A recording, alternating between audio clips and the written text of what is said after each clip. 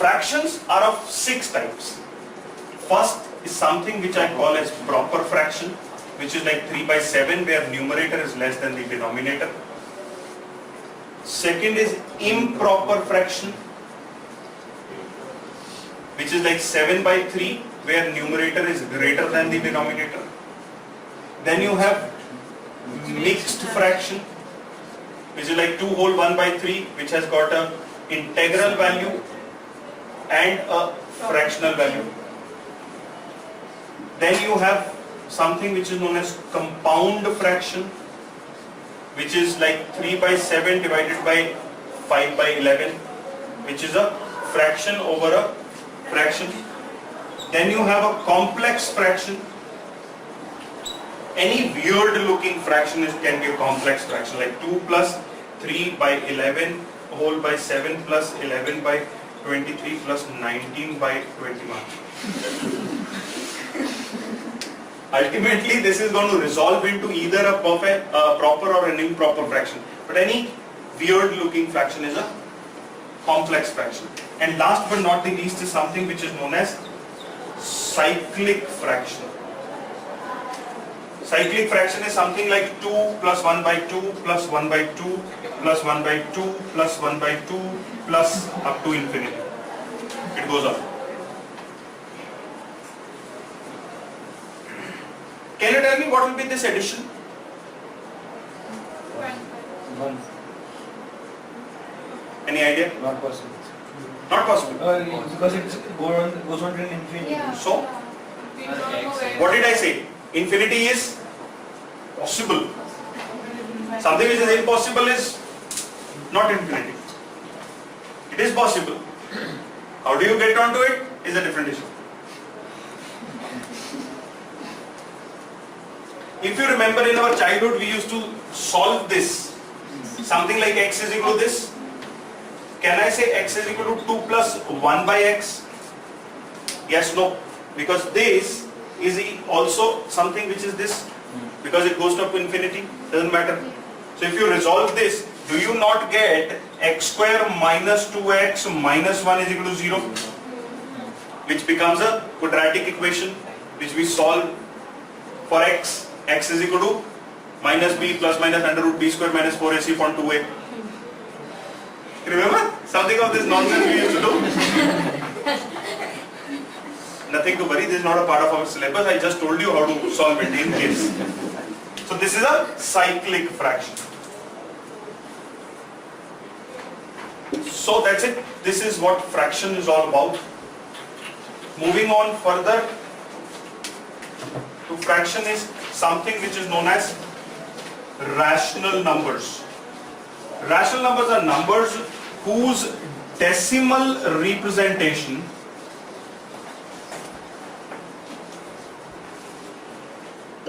is either terminating or reoccurring. What does that mean? You know decimal representation? 0.79. When it finishes, this is known as a terminating decimal. And if I say 0.36 bar, it is 0.3636363636, which is a repeating decimal. Terminating, repeating. Any fraction or any p by q form where p and q belong to the set of integers and q is not equal to 0 will always, listen to me carefully what I am saying, will always result in either terminating or reoccurring decimal. And vice versa is also true. Means any terminating or reoccurring decimal which you get will, if converted in p by q form, will always result in a p by q form where p and q belong to the set of integers and q is not equal to 0. Can you tell me what will be p by q form of this? 79. And what will be p by q form of this? 36 upon? 100. Hello? Then what is the difference between a reoccurring decimal and a terminating decimal?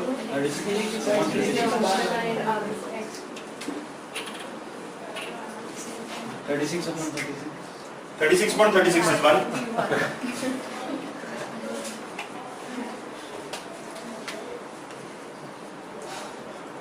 What will be the answer, madam? 36.36 divided by 100. 36.36 divided by 100, it will become 0.3636. बार कहाँ गया? 36.36 बार upon 100. फर्क क्या हुआ? मैं पूछ रहा हूँ P by Q form आप बोल रहे हो 36.36 बार upon 100. ऐसे represent नहीं कर सकते. What did I tell you? Every P by Q form where P and Q belong to set of integers and Q is not equal to 0 will always result in either terminating or reoccurring decimal. And every terminating or reoccurring decimal can be converted in P by Q form where P and Q belong to set of integers and Q is not equal to 0. This is rational number. 100 upon If you remember, we used to say let x is equal to this. 100x is equal to 36.36 bar. Subtract from it 36 bar because this 36 bar will get cancelled. So what you get in a dry state is no bar. Yes, no? There is no bar in Ahmedabad. So 36 minus 0 is 36. 100x minus x is 99x. So what you get is x is equal to 36 by 99. If you cut it, you get 4 by 11. Yaad aaya? Everyone? For sure? Very nice. Can you tell me what will be 0.368 where 68 is bar?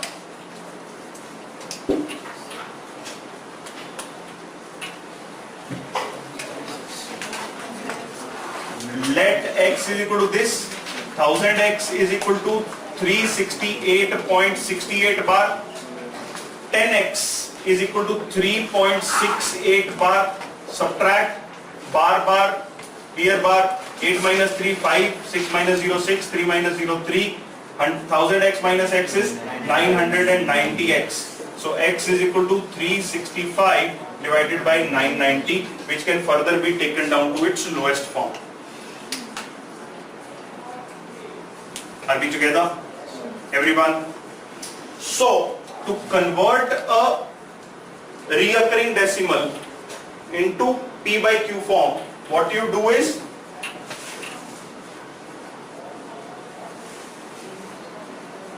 there is an easy way or a thumb rule which you can follow.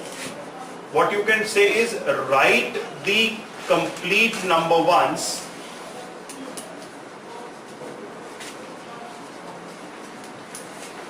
that is the entire number 368. Subtract from this the non-repeating part. What is the non-repeating part? 3. That is what I subtracted. Yes, no? अगर आप ध्यान से देखो 368 minus 3, that is what I did. Divide by number of nines equal to number of repeating digits